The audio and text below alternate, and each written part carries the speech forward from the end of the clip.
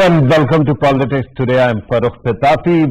Once again, we are going to talk about Pakistan's politics, particularly the voting rights for the expatriate Pakistanis, EVMs, and the whole bouquet of electoral reforms that the government plans to introduce it.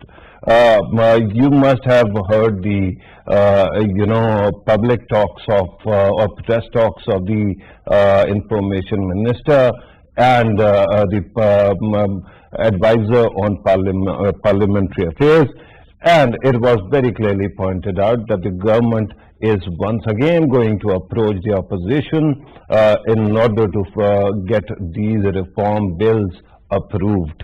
Let me read a tweet to you, and that is from Federal Minister for Information and Broadcasting of Pakistan, Fawad Chaudhry. He says, the Prime Minister has once again directed to contact with opposition regarding the matters of electoral reforms. Attorney General of Pakistan, Khalid Javed Khan, will brief the legal team of the opposition and the ECP regarding the salient features of reform.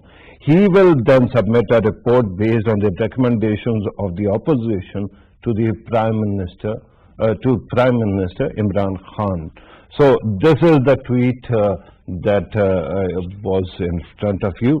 Our team has prepared a package for you. First, watch that, and then I'm going to introduce the guests in the studio, the panel I've got. Let us watch the report. In a country where Form 45 has almost become a political term, where the counting of less than 1 lakh votes can take hours, and where not a single election has been untainted by the accusations of the euphemistically termed foul play, it is odd that the electoral reforms buzzword has been bandied about but not really taken up seriously. It has been obvious for some time that Pakistan's crumbling electoral system is in need of reform. In fact, over the past decades, almost all political parties have talked about electoral reform as the essential ingredient to make the electoral system more representative and fair. President Dr. Arif Alvi has emphasized the need for expediting the electoral reforms process to grant overseas Pakistanis their political rights as well as make the electoral process more transparent and secure. The President emphasized the need for evolving consensus among political parties and other relevant stakeholders to take forward the reforms process. The introduction of Internet voting solution for overseas Pakistanis is giving great confidence to PTI because it could boost its prospects for a possible next term in government, but is causing alarm among the opposition parties. Earlier this month, the government's electoral reforms bill that was introduced in the National Assembly on 16th October 2020 was passed by the relevant standing committee. Advisor on Parliamentary Affairs Babar Awan has said Prime Minister Imran Khan is committed to grant the right of vote to the overseas Pakistanis, aiming to include them in the decision-making process. Minister for State on Information Farrukh said that the right to vote is a fundamental right of the overseas Pakistanis. He said that Prime Minister Imran Khan and his coalition partners believe in supremacy of constitution and rule of law. So it is not merely about electoral reforms, it is about the modalities of voting system as well. On one side, of course, it is an issue of EVMs, electronic voting machines, and somehow those parties who have been pulling for the idea during previous governments all of a sudden find fault with the idea of EVMs. But on the other side, we have also seen the issue of overseas Pakistanis is not merely limited to the right to vote, but how to vote as well. Because countries usually, and I'm talking about countries like the US, the UK, Europe, and umpteen other countries, the population, Pakistani population there is sparsely distributed, right? Scattered all over the country. These are big countries when it comes to territorial width and girth. When you are talking about the whole thing, at that time, how do they vote? Do they vote electronically from abroad? from their own machines, or they have to come to a consulate. So how many of Pakistanis can actually travel to the consulates or embassies? These are very big questions. We are going to try to talk about all these matters and more. And remember, this word is quite old. At least 20 years ago, I remember there was discussion of electoral reforms, and then Musharraf said for umpteen other systems, they kept on coming, ROPA amendment also, and yet we still feel that the thirst is still there. Why is it that we cannot sit together, work out all the details, and fix all the matters for once? Right, we are going to talk about all these matters. In order to help us understand these issues in the studio, I am joined by R.S. Chaudhary Saab, who is a constitutionalist, a legal expert, a lawyer. Thank you very much, sir, for being part of the program. Next to him is Fareed Rais, who is a journalist, anchor, and like me, a talking head. Thank you very much for being part of the program. Dr. Niaz Murza joins us on Skype. He's a senior analyst, a political economist, and a columnist of renown. Thank you very much, Dr. Saab, for being part of the program. Let me start with R.S. Chaudhary Saab. R.S. Chaudhary Saab, you have seen the government and government's plans or whatever it is offering. Do you think it has the prospect of fixing the system? Thank you very much. Pitafi sahab, one thing which I foresee, certain amendments which are going to be which have been introduced in these amendments, bill, I think they do not suit to the opposition at the very face of it. Okay. One of them is that you will declare 60A.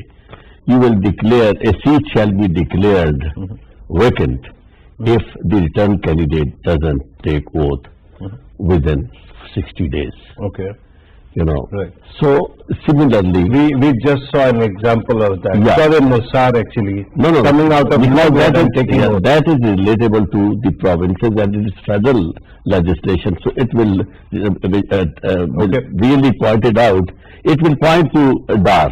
Okay. So, and the way opposition, with the paradigm opposition is trying to see on this amendment is that it is specifically Ishaq Dar focused, and they want to get rid of Ishaq Dar, and then naturally they are going to have their own member over there, senator. But with due respect, is Ishaq Dar helping anyone by occupying a seat in absentia?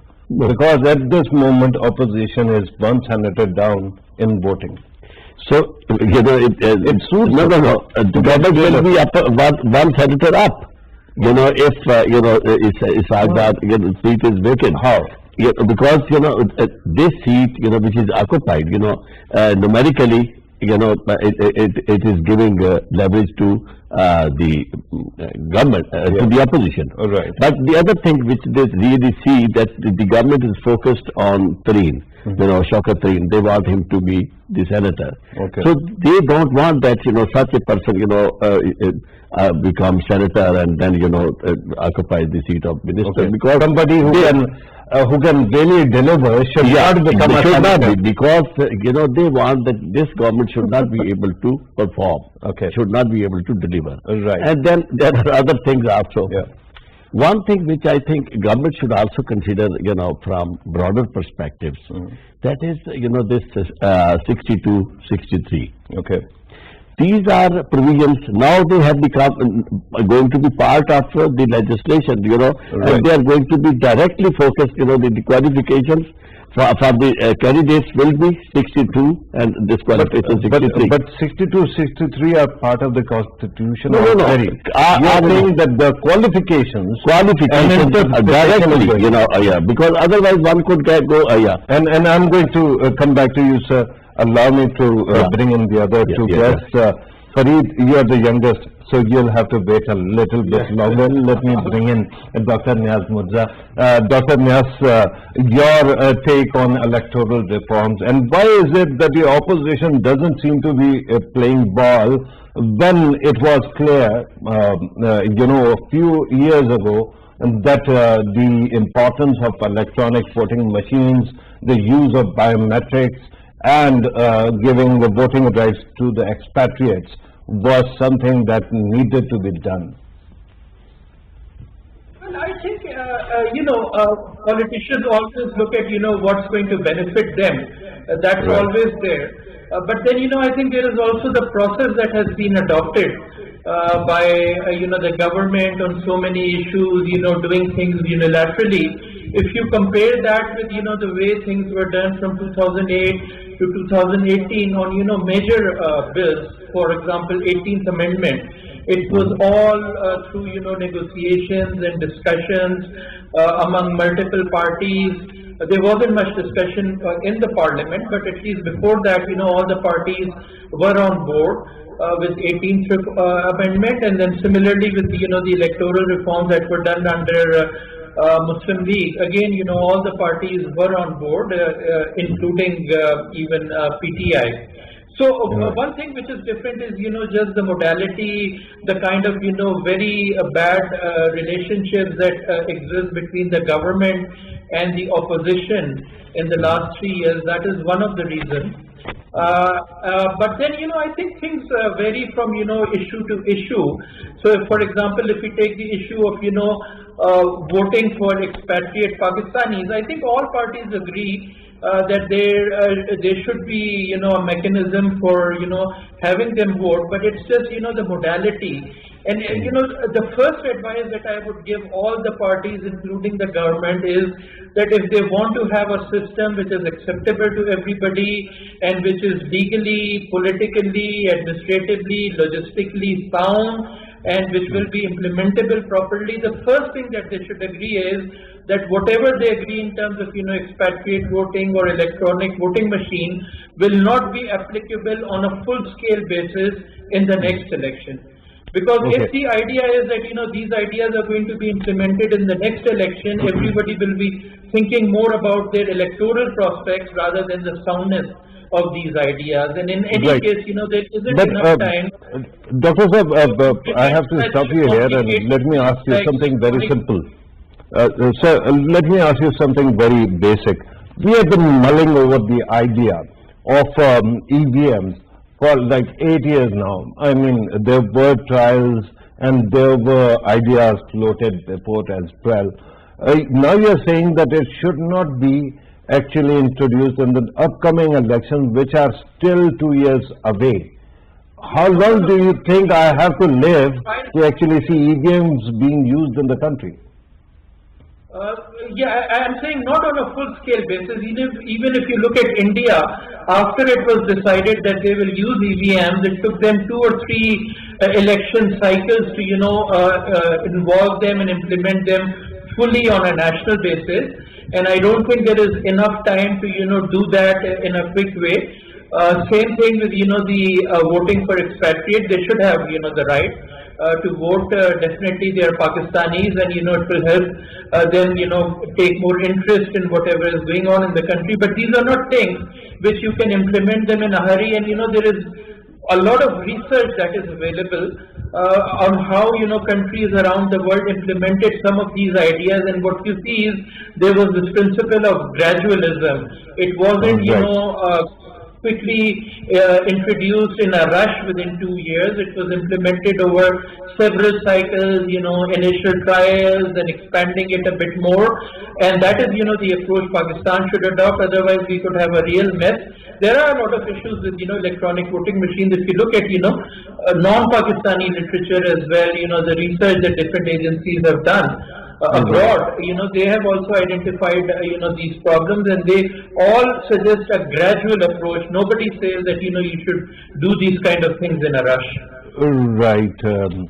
Now, Farrukh, your take on everything that was said, and do you think that it is time for the electoral reforms, whether these reforms actually take care of all the problems, or we are actually moving in a gradual direction where one by one, every 4 years we do something and then we say, okay, something has been fixed, and that fixing becomes a problem in the next election?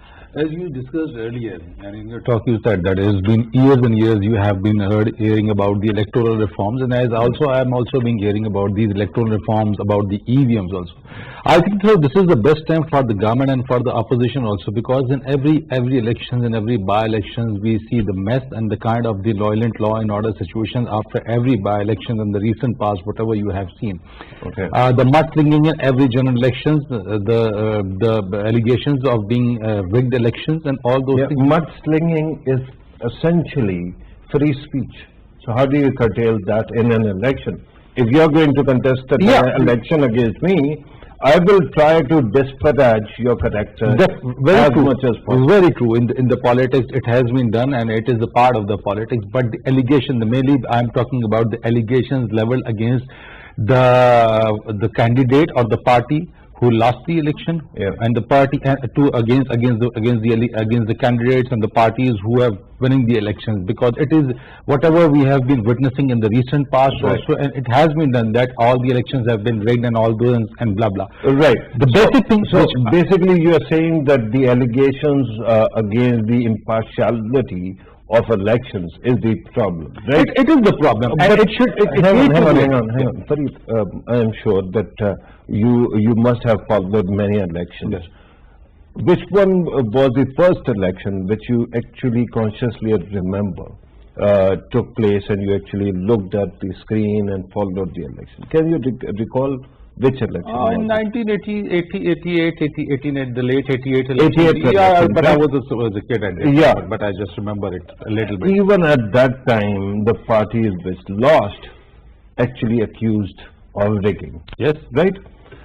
The question is whether it is something that relates to the system that we are trying to fix, or the parties that lose. Because in Pakistan, no one I remember has ever accepted results if it doesn't suit them. That's the thing. So this is the right time to reap the benefits by the government also, by the opposition parties also. As you read the tweet of the information minister, Fawaz Shoaib, that at this moment the opposition stood together, all the reforms which has been done. It is the right time for the opposition also. It is the right time for the political parties also. But you are trying to fix your office. The problem lies in the structure of your home.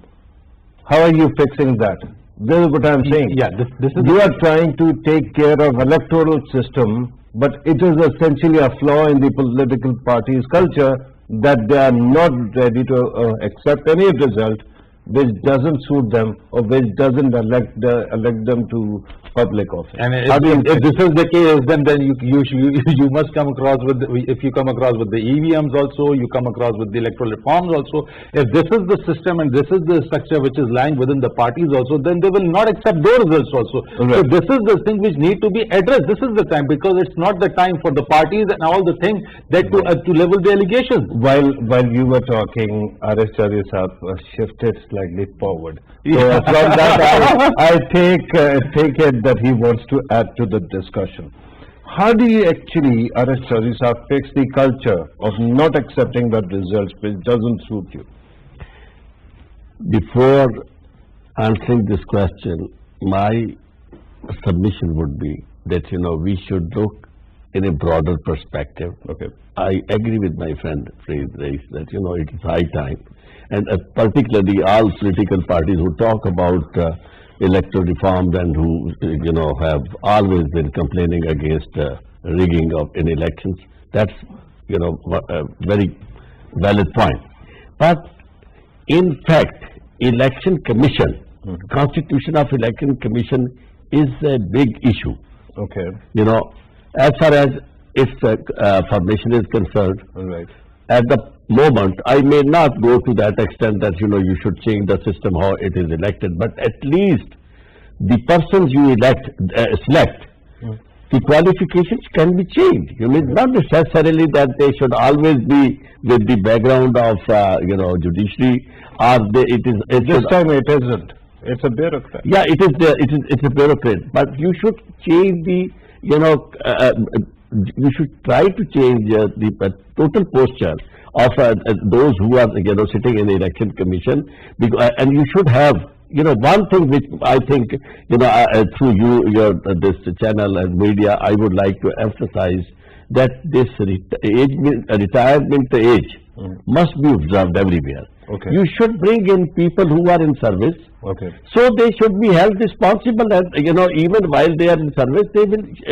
This should be a duty, for them. And it's not that they are just retired and you give them a bonus. I understand that you'd like to play off the crease and sometimes off the pitch also, and you have done it. Now let me bring you back to the question I asked. Yeah. The culture of not accepting results. How do you fix that? There is no way that you should keep on doing all this.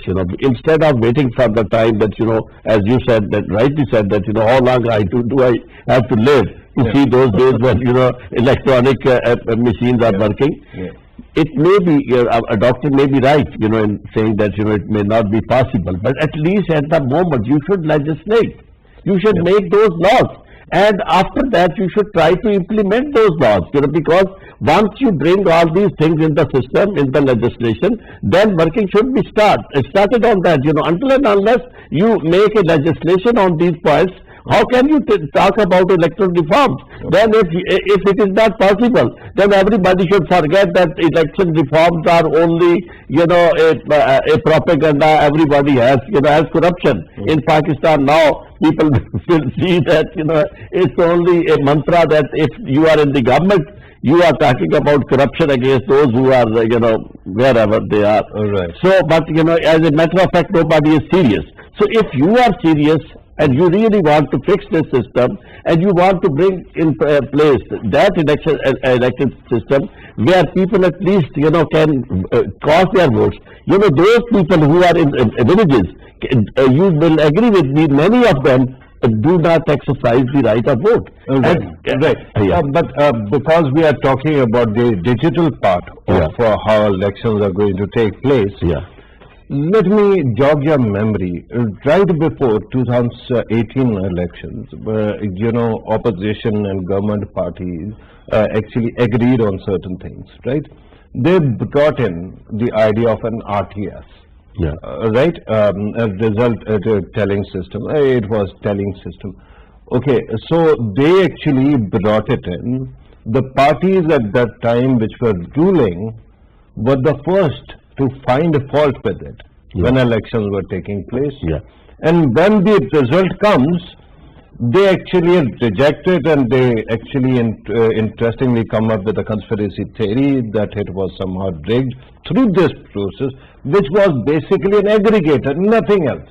It was not supposed to fix any result, right? Form 45 and everything. How do you fix this problem? Even when these things were not in place, elections, used to be, mulled, and people used to talk about this, that, there is rigging in election.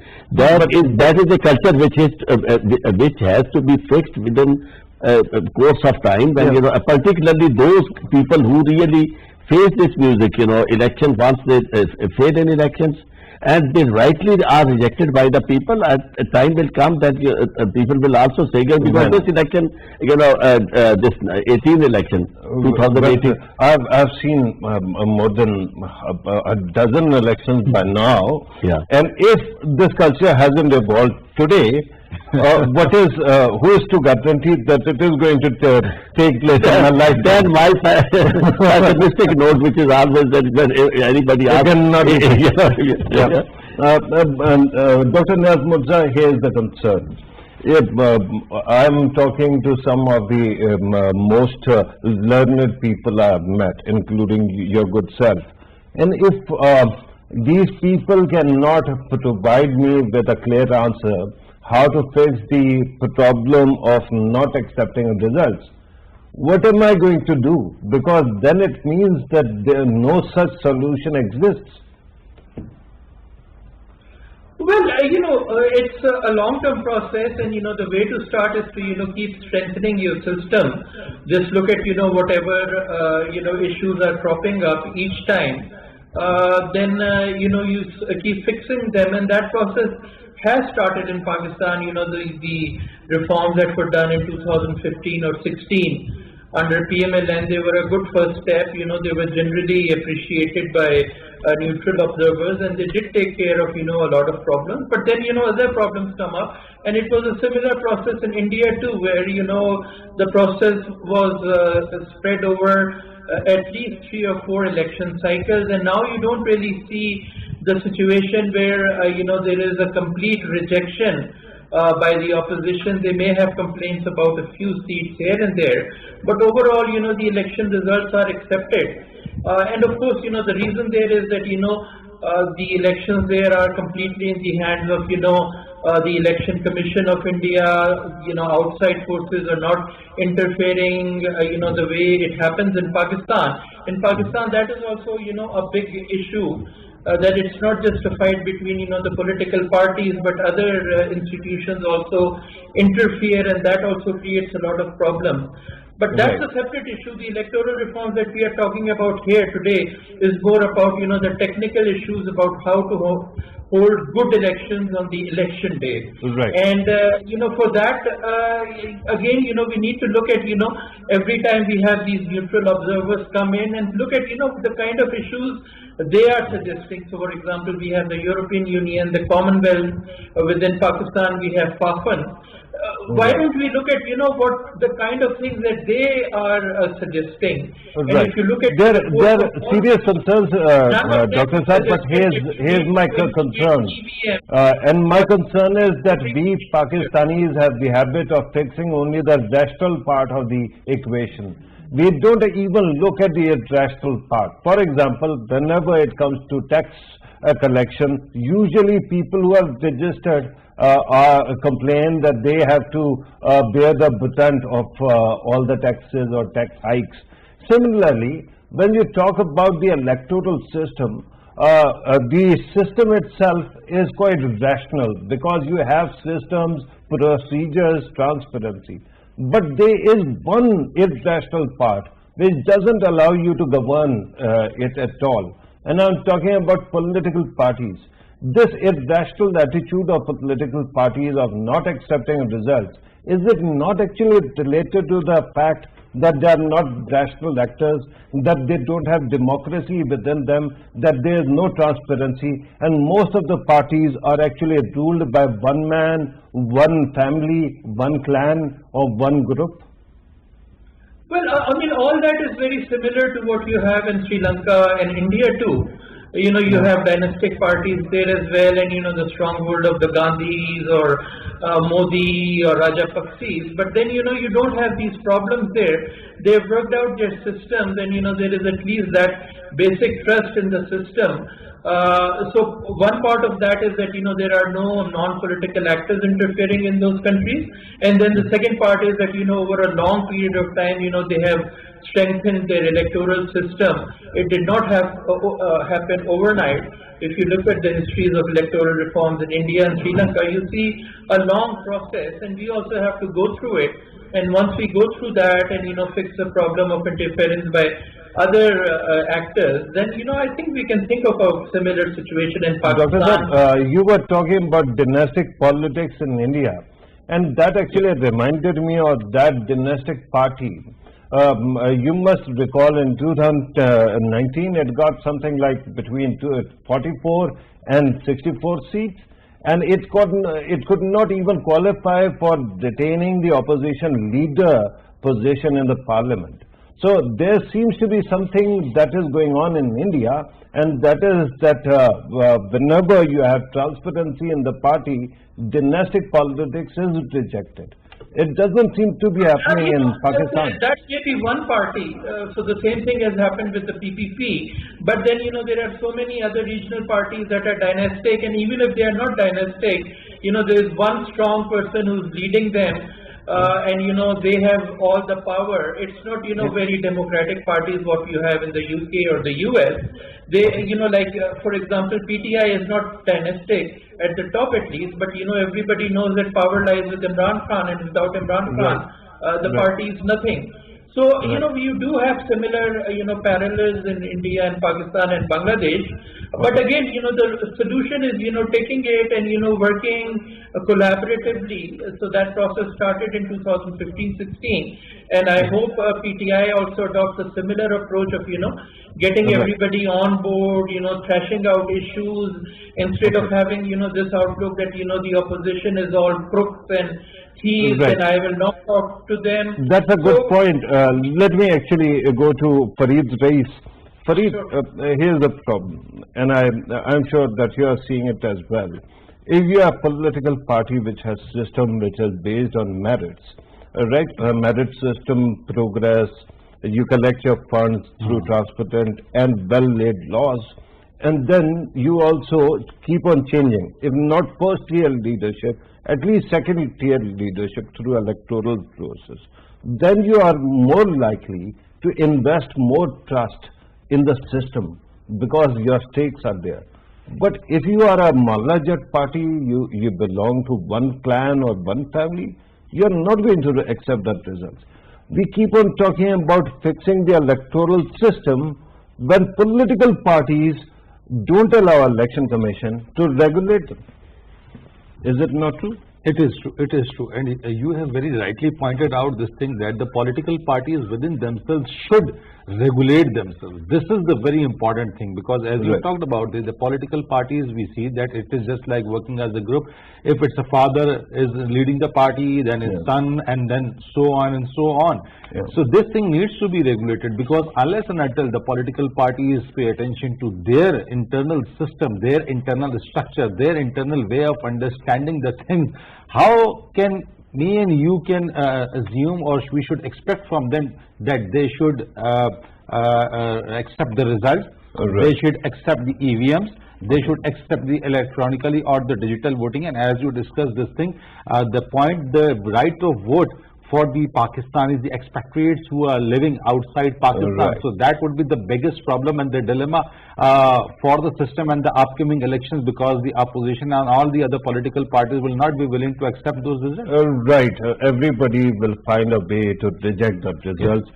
But I'm going to come back to you, Fareed. I'm told that Sarwar Bari Saab joins us on telephone. Sarwar Bari Saab is quite a resource when it comes to electoral reforms and the procedures.